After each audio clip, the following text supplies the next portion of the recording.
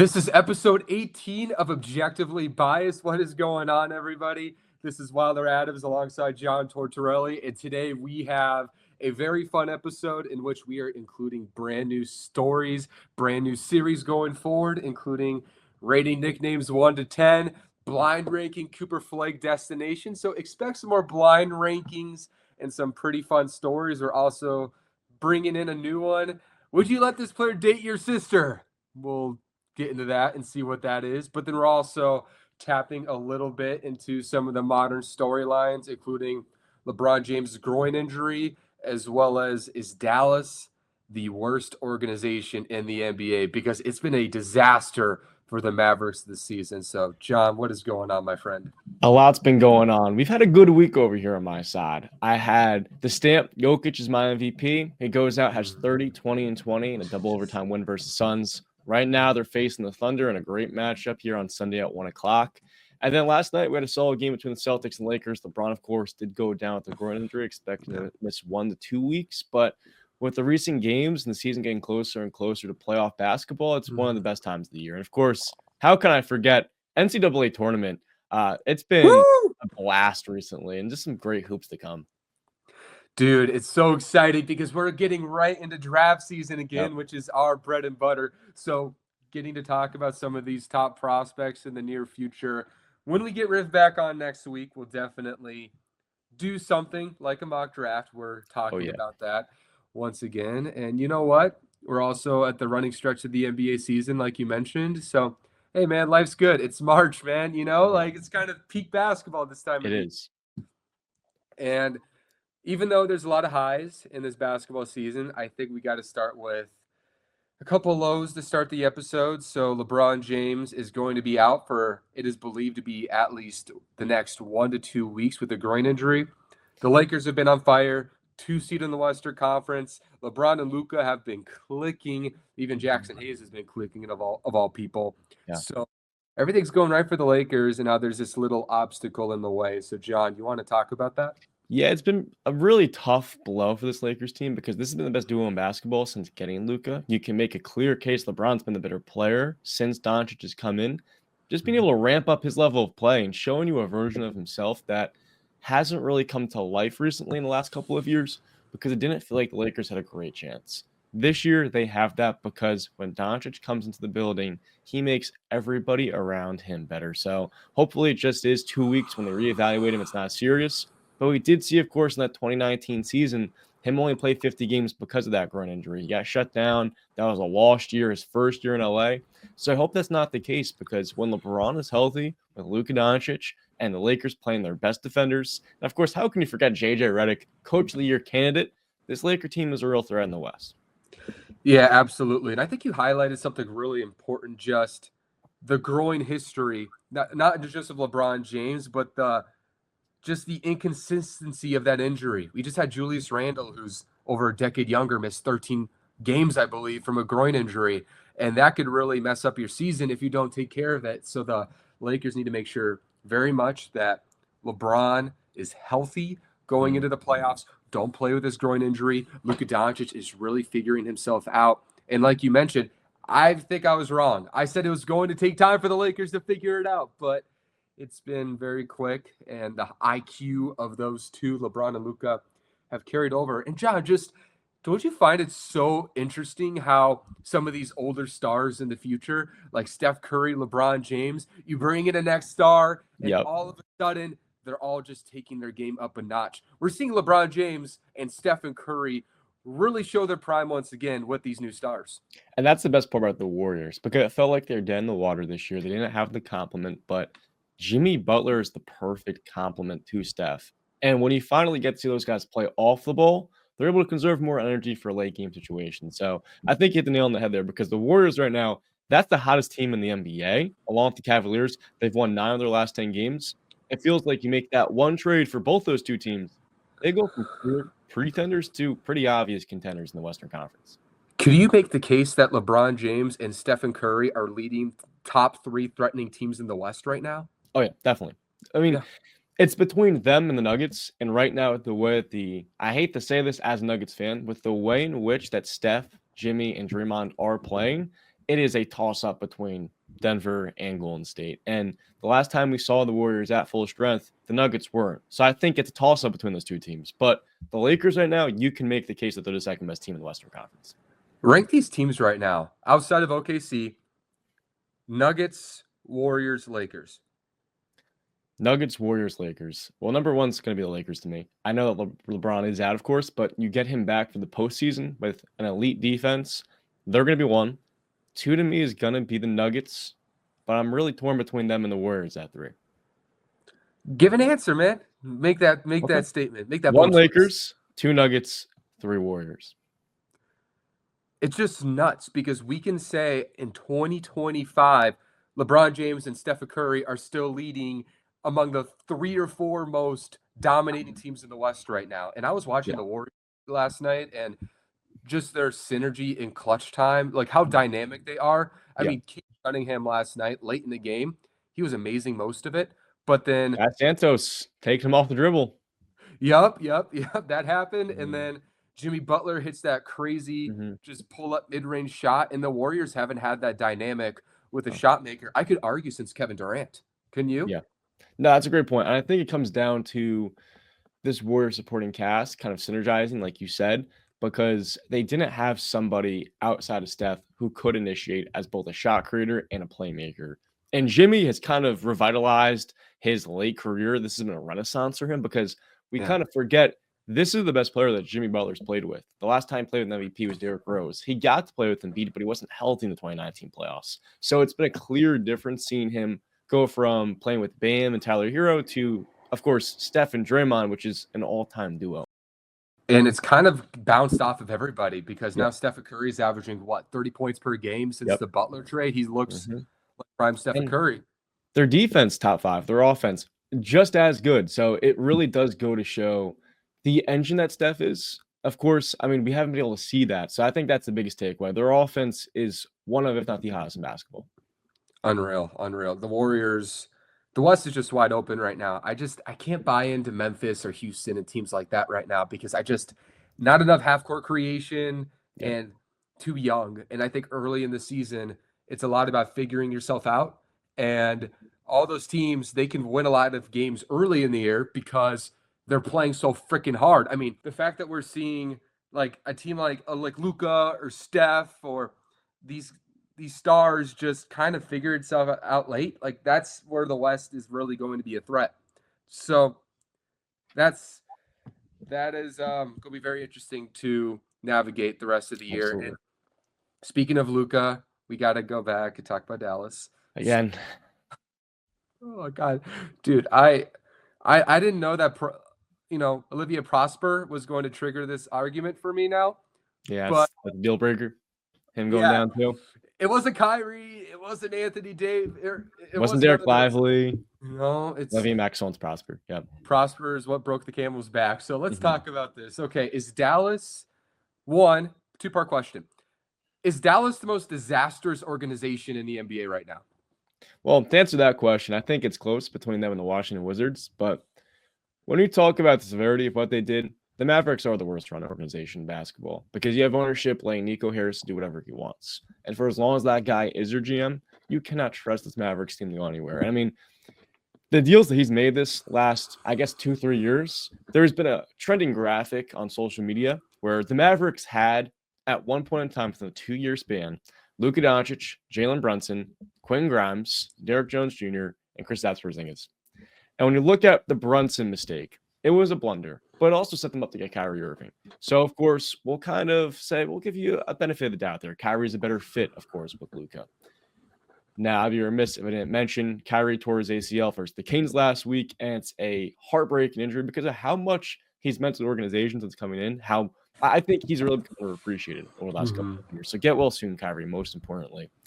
But then along with that, the Luka Doncic trade was one of the most irresponsible moves in NBA history. And to double down on that, you trade a player in Quentin Grimes for a version of himself who is 5 years older and less consistent and less durable, one could say, in Caleb Martin. Caleb Martin comes in, and just like Anthony Davis, he's played just one game in Dallas.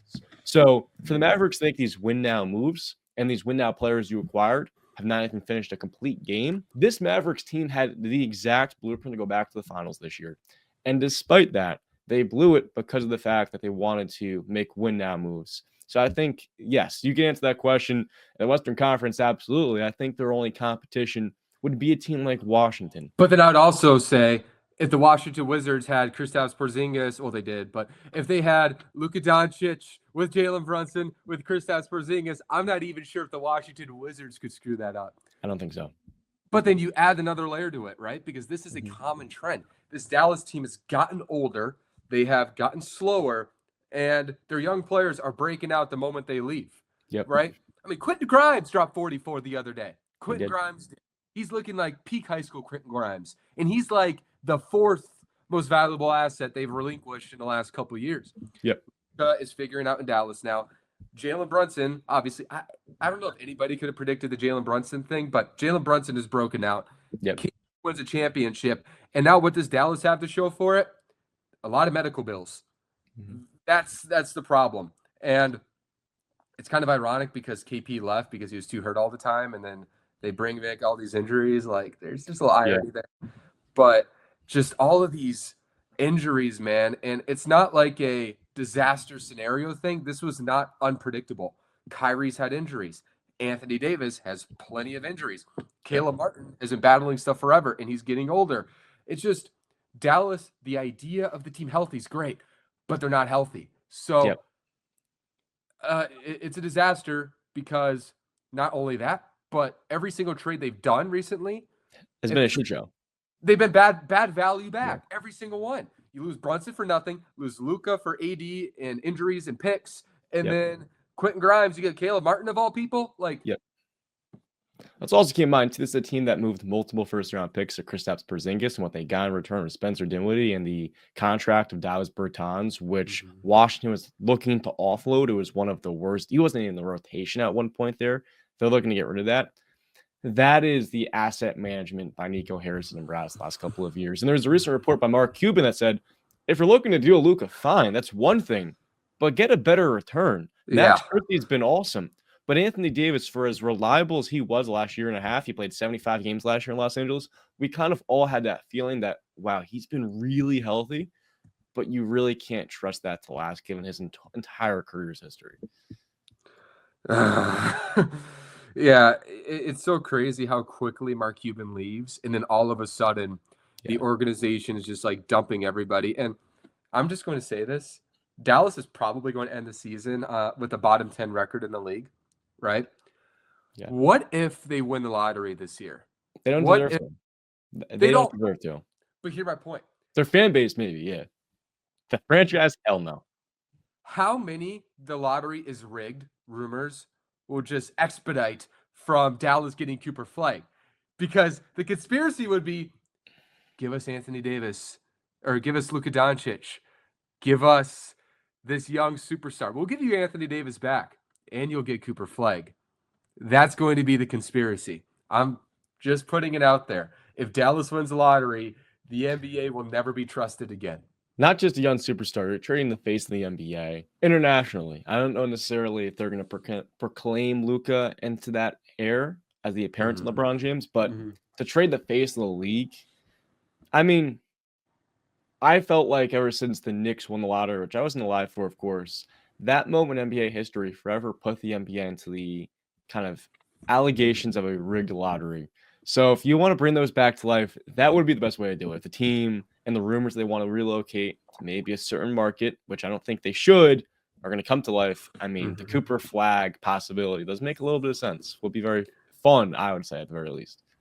Yeah, we've already seen some of those, ownership trying to either move the team rumors because of the trade. And honestly, some of it makes sense. I mean, how frustrated could you be as a Mavs fan where they're literally, on one hand, a month ago, they're selling season tickets. They're literally just refunding people. And then now it's like, we're the most disastrous, laughed at team in the league after making the finals, and you expect us to pay 8% more for our tickets? Like, they're trying to, nuke the relationship with that fan base, it feels like sometimes. Like, oh my goodness. And you wonder why, because Dallas is one of the most loyal fan bases in all basketball. I Mhm. mean, their motto is Maverick fan for life.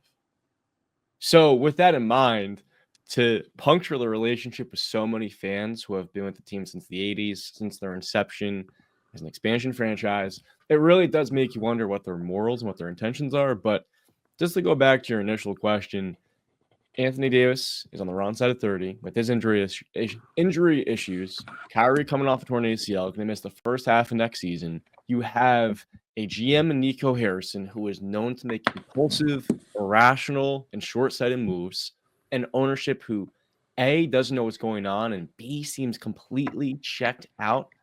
All of that is the makings for the worst run franchise. And it's a damn shame because Dallas is a hell of a fan base. And you mentioned it. It's a business. The league is a business. Even if you believe in Anthony Davis that much, you have to understand the marketing value Luka Doncic was as an asset.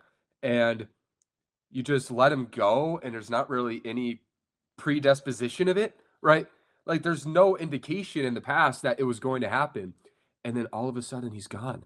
Just like that. You don't think that's going to just drive a fan base wild? Were you that confident that those two, Kyrie and AD, were going to lead you to the NBA Finals right away once again for that to happen? Because if you did, you're the exception. Nobody agreed with you. So it didn't feel like a really smart proposition regardless. It wasn't a great value deal by itself, and it's an even worse marketing deal. And now fans are literally protesting in front of your stadium with coffins. Goodness. They could make it work if the supporting cast was reliable. But Derek Lively hasn't played since January. And you look down the board, this isn't their year, but it feels like not only are two stars kind of unknowns health wise, but those supporting pieces that are supposed to be perfect fits, Lively and AD, they're not reliable either. Yeah, Dallas is the worst positioned organization in the league right now. Who knows what the motivation is? Who knows? I don't know. I don't know. I still my believing the best in everybody.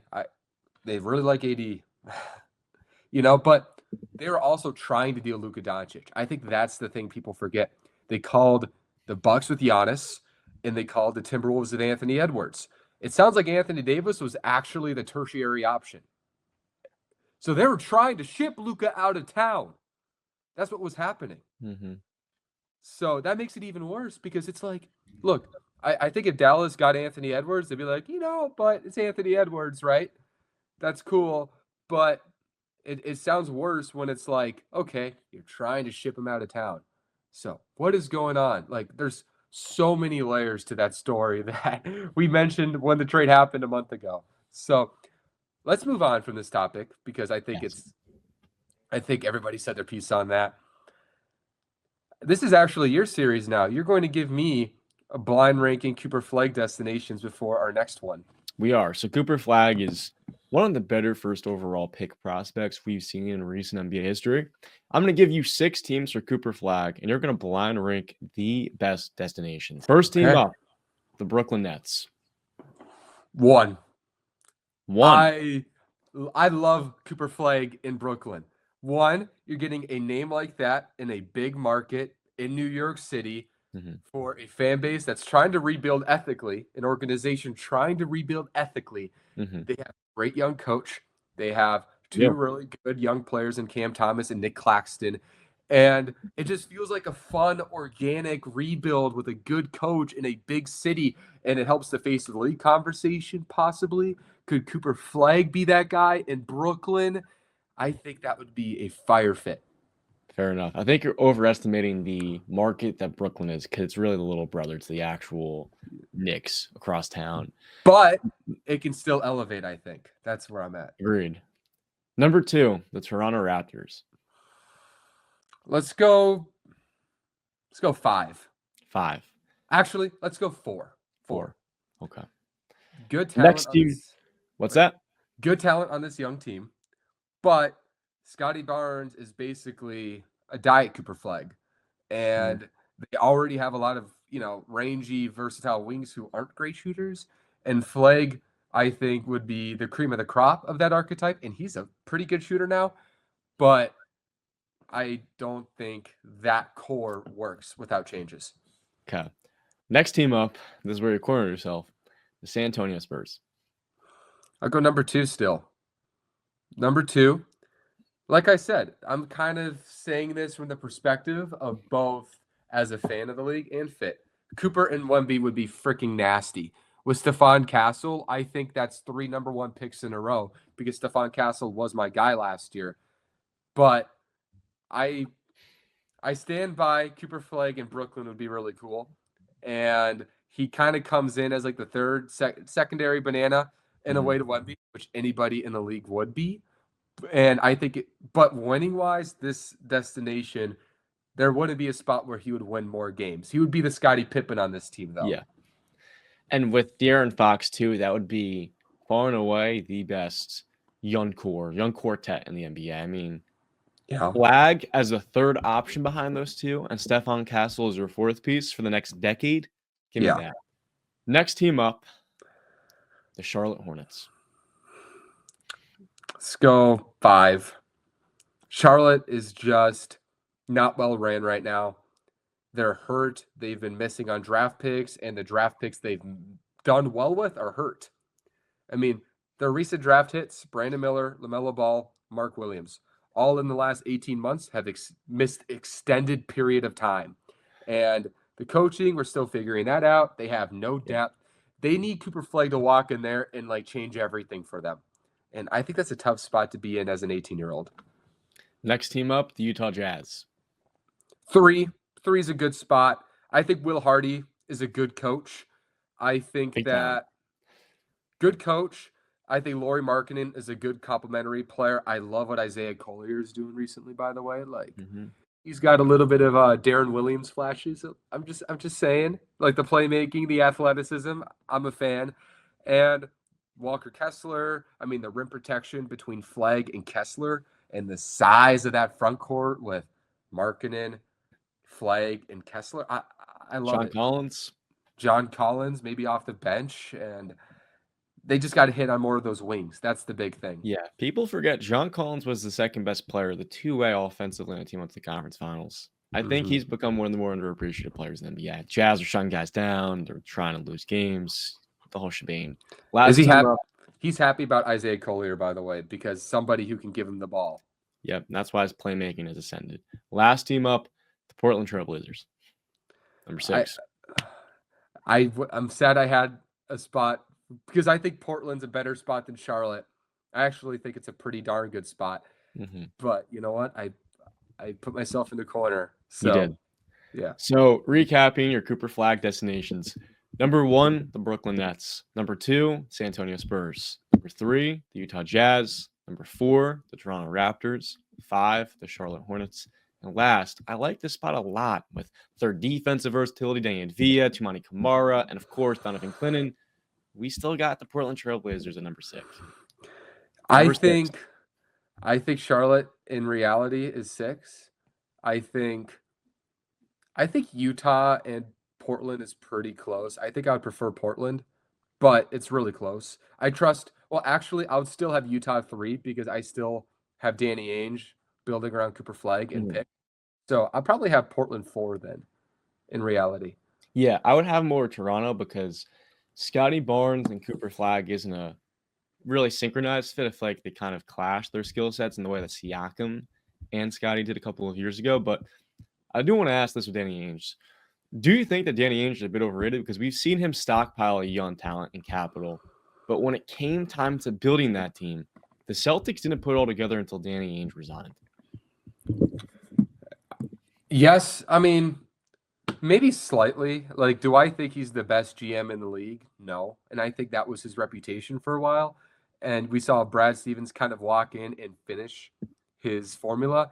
And the reality is we're 3 years into the Utah rebuild, and do they have one clear-cut, just blue-chip prospect they've drafted? I think their best prospect on the team right now is Collier.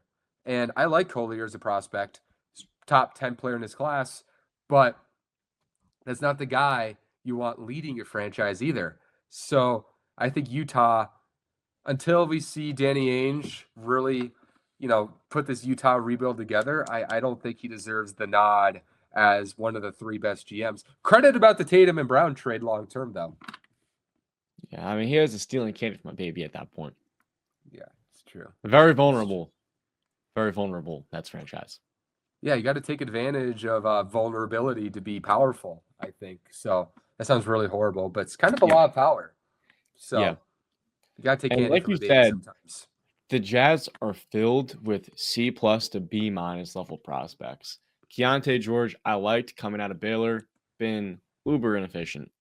Yeah, John Collins, he's 27. Walker Kessler is my favorite player, along with Lauri Markkanen, Sexton, Taylor Hendricks, of course, been hurt the entire year, get well soon, Collier. It's really a bunch of solid young players, but not one of these guys you can confidently say is going to be a top 2 player in a contending caliber team. They need a Cooper Flagg. Badly. Now, that was a fun series, and now I am going to bounce back, and I'm going to take over the next 2 series, okay? Yep. Rate these NBA nicknames 1 to 10. Some of them I don't think you've ever heard of, which will make this fun, okay? Let's do it. So let's start with an easy one. Bam Adebayo, Automapedia. I hate this.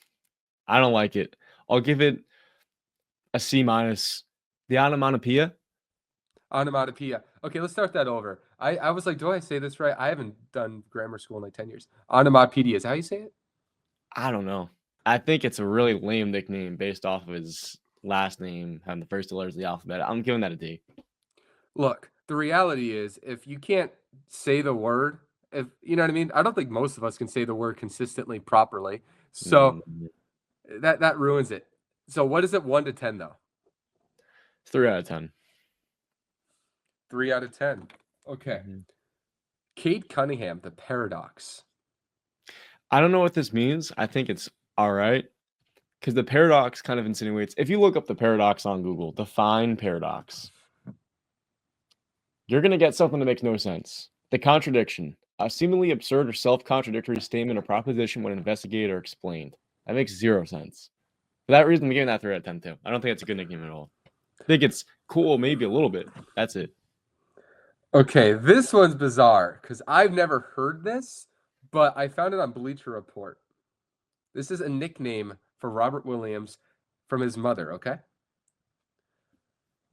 What do you think of Robert Williams' nickname Boo Butt? That's a 0 out of 10. I don't even know why I mentioned that. That's something that stays off the air. That's a 0 out of 10. Josh Giddey, Timothy Chalamet. Okay. He kind of looks like him. I think it's a solid nickname. I think it's a 5 out of 10.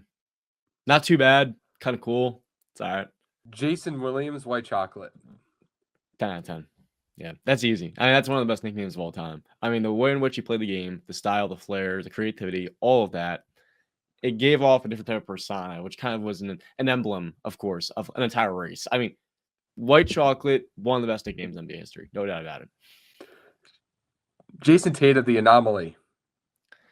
This is the same exact thing as Cade. It makes 0 sense. And it's ushered in this new wave of Twitter nicknames that makes 0 sense whatsoever. The anomaly gives off the impression that he's one of a kind, and he kind of is. He's one of a rare breed of stars. It's not a superstar, but he's still a championship #1. So it's the best nickname I think we've gotten maybe so far, maybe a 6 out of 10. And I mean, it's a second best nickname we've gotten so far, but it hasn't been a very high bar so far. Last one. Naz Reid, 2 words. This gets a 9 out of 10. I don't think it's quite as creative, but culturally, I mean, this is as best as it goes. I mean, it's very basic, and his nickname is his name itself. So I can't give it a 10 out of 10, but it speaks volumes. 2 words. It doesn't go much further. I think it's pretty damn good. Would you give that 10 out of 10? I can't. It's 10 out of 10. It's Naz Reid, bro. It's Naz Reid. Naz Reid. If you told me it was Naz Reid for Naz Reid, I'd said, maybe a 10. Now, let me give you a few because I'm going to be honest, some of those are terrible. Some of those, I don't even want to count some of them. The Iceman for George Gervin. It's pretty cold. 8.5 out of 10. Okay. Definitely. It's one of those nicknames I thought about. You know, you hear like best nicknames from your uncle, and that's one of the first ones you hear. So I was a fan of it. Let me give you one of my favorites of all time, the Brazilian Blur for Leandro Barbosa. I was thinking, like, who was that? I think that's Barbosa. I mean, it's cold, man. I think that's a 9 out of 10, man. I think Leandro Barbosa, man, if kids didn't grow up with him, man, one of the most underrated players in the NBA in his prime. And he was still really good on the Warriors too. And the Brazilian Blur, it's a testament to how he played as well. That's a good one. This is a interesting one. The Pythagorean Theorem, Brandon Pajemski. This is the NA? I've ever heard in my life. Why is that the nickname? I don't even know what this shit means. Great. Does he like math class? Maybe. Was he good at high school algebra? Like what what is the premise of the nickname? All right. 3 what out are of you 10. ranking that? 3 out of 10? I don't know Okay. the point of it. I don't know the point of it. So if I don't Yeah. know the point of it, it's a 3 out of 10. Next up, the erection for Brandon. Not Oh, Brandon. stop it. For Stop. Pretty Dick. I'm not ranking that one. Not really. Your favorite? Okay. I'm not ranking that one. We know next up. you could play a lot with last names, so You can. So this NA for that one. NA. Okay. The ad hominem fallacy. Jalen Green. That's crazy. NA. 5 out of 10. I don't know. I've never heard that nickname before, but Yeah, I mean this is off Twitter. This is some weird shit. Same with the Bam one. I'll give you 2 more. Am I reading that right? The false dichotomy for Luke Kennard. too many syllables. Yeah, a lot of syllables in here. Too many words. 3.5 out of 10. Nobody will remember that. I don't think any of these are above a 3. Maybe Tatum is the only one. The onomatopoeia, right? Bam. That's what it reminds me of. Onomatopoeia. Yeah, that's how you pronounce it. That I take that back. That's a 2 out of 10. And last up, we're going with the greatest nickname in NBA history, AK-47. Oh, that's 10 out of 10. Are you kidding me? That's a dope nickname. Best nickname. Not the. I don't know. I'm speaking out of my behind right now, but Name a better nickname in NBA history than AK-47. it fits perfect. It's kind of like the Andy Dalton of the NBA because the red rifle in the NFL was so cold, and that's kind of what AK-47 reminds me of. And it fits like the syllables, and I don't know. It's fire, man. It's a 10. Yeah, the red rifle is a pretty underrated one. You don't even think about it nowadays because red rifle, he's not playing Cincinnati anymore. So when he was playing there in the orange and the black, it kind of fit with the hair color. And it was what it is. Really perfect fit. But with that being said, yeah, in NBA history, AK-47 takes the entire crown. You're not going to find something that is more conveniently fitting and more cold when you say it. No, totally agree. And I think that was a pretty fun secondary series. And last one, we can kind of throw this one at each other. Would you let this NBA player date your sister? First name up, Kyrie Irving. Kyrie's a little bit quirky, a little bit unique, but he's a gentleman, so for sure, yeah. I'll let Kyrie date my sister. I agree. But if I did, yeah. He seems very smart. Obviously, a few years ago, he was controversial. He's kind of grounded that over the last couple of years, but he seems like a gentleman and he seems like a good dad. Did you see the video the other week with his daughter and him on the red carpet? And thank you for reminding me. That's a great point. Like he seems like a family man, you know? Absolutely. So hell yeah, the Kyrie. Yeah, definitely. All right. Next player up, LaMelo Ball. Okay, well, this is an interesting one. I have a hard time with this. LaMelo with the no. Explain. If I'm going to use quirky to describe another athlete, I mean that might be the perfect summary of LaMelo. I think you've seen the videos of him coming out the arena, speeding, nearly causing an accident. I mean, you look at LaMelo off the court, I think he's a little bit too To me, I think he's a little bit too wild for this to be my brother-in-law. I mean, I kind of like him, like as a friend, but as a brother-in-law, I can't trust him. I think he's too much of a wild card, and I have a hard time seeing with it. Nah, definitely not. He ran over someone's foot last year too, Yeah, and no way. I need a family member to be safe in the car, like you said. I need someone who's kind of, just grounded in her life, and he's fun, he's dynamic, he's rich, good for him. But I agree, it's a no for Is he me. wise off the court? We don't know. We don't know. So that's a good yeah, no. Too many I question love marks. too many question marks. Okay. Mhm. Next one, Jason Tatum. Yeah, definitely, absolutely. With the relationship he's got with Deuce, and not a question in my mind. He'd be a great father. He's a great father. I think he'd be great. Yeah, absolutely. Yeah, I totally agree. I think Jason Tatum he seems like a family guy. He Yep. seems so grounded. And Mhm. people think like he's got no aura. I just think he's got the dad aura, man.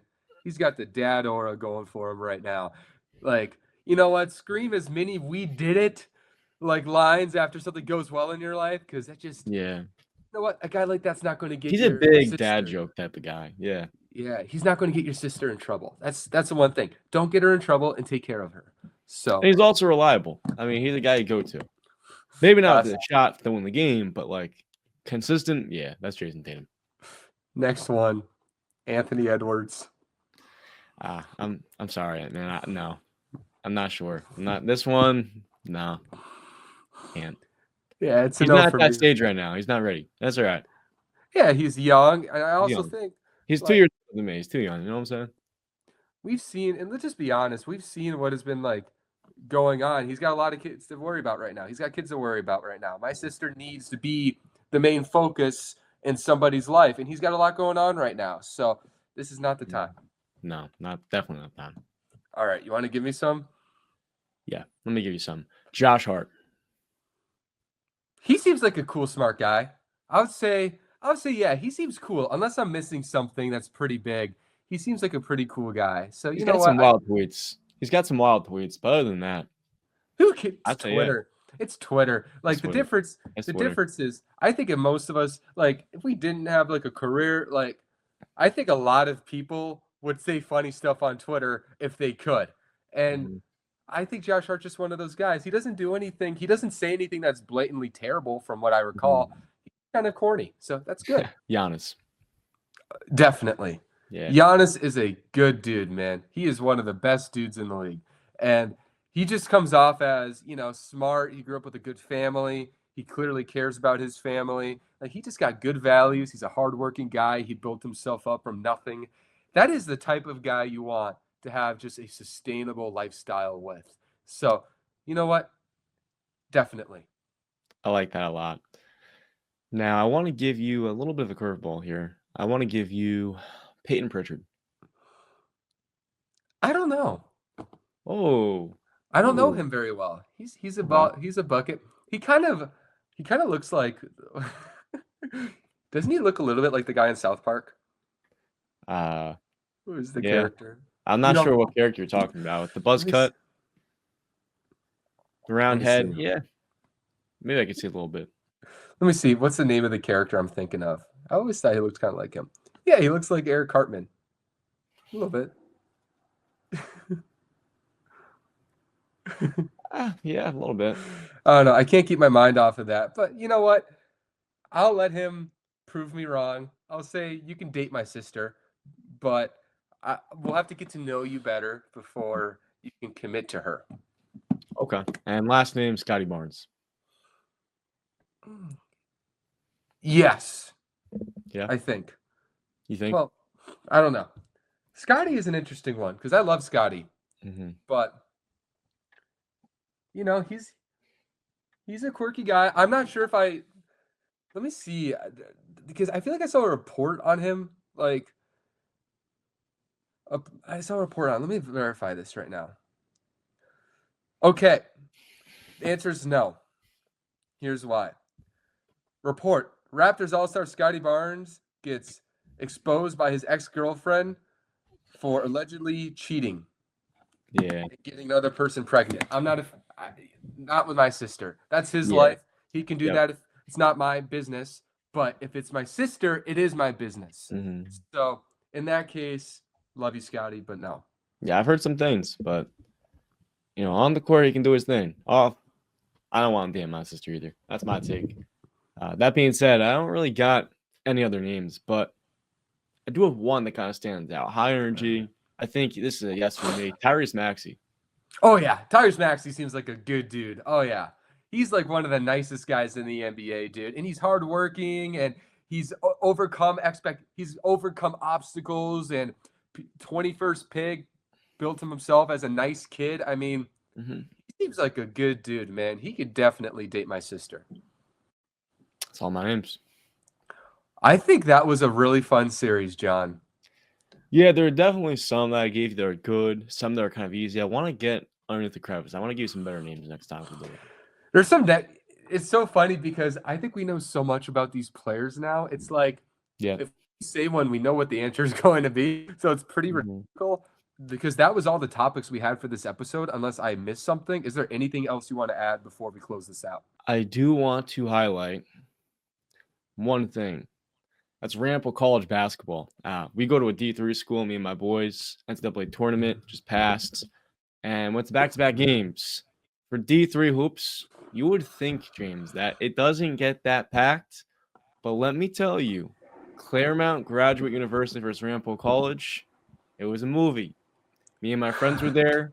We were like the 2019 Brooklyn Nets, the bench, the mob squad. We were doing our thing. And I've never had more fun at a basketball game. It was a good time. And other than that, it kind of funnels right into some draft talk next week. Okay, I'm looking right now on my big board, and I think it's almost set going to March Madness. And let me tell you, I think it's a perfect place. Yeah, and I'm just going to go on a limb here and say nobody at your school is going to be on that draft prospect list. No, probably not. Although he got some buckets. We got a kid named we call him Big Jelly. Okay, he plays like Nas Rudy. Comes in off the bench consistently, gets and ones. He's the prototypical backup big. He can shoot, he can handle against the press break, and he can finish. And let me tell you, the game went to double overtime, James. Claremont Graduate University, we're chirping them bad, real bad, because double OT, they're shooting on our side, I think, both times. But game on the line, tie game. Two of our guys fell out, one of which was a big, another one was a wing. Big Jelly closes the game, 8 points in the second overtime. Clutch basket, 6-3 throws, ball game. No triple overtime tonight. He's already my favorite player in D3 basketball just for the Nas Reed comp. So that's all I'm going to say regards to that. And I totally agree. I mean, if you're from like a big city and you're used to going to D1 schools and NBA games, Mm-hmm. you would be so surprised how prideful small schools and small towns are for their teams. Whether it's a small Midwestern town with their high school team. I mean, you go to towns and you see billboards of like state champions 2008. Like they take so much pride into that, and Mm-hmm. are always packed. And you go to a D3 game because I went to a D3 school for a year, like my senior year of high school, for just extra credit, Mm-hmm. and the games were packed and it was crazy, and everybody just loves the community aspect of sports because at the end of the day, the commercial aspect is what we're so accustomed to, but it's really the community that really separates it. Well said. And I think that's a good way to capitalize on this show. So that does it for episode 18 of Objectively Biased. We are so appreciative of everybody listening to this episode, and we'll see you next week.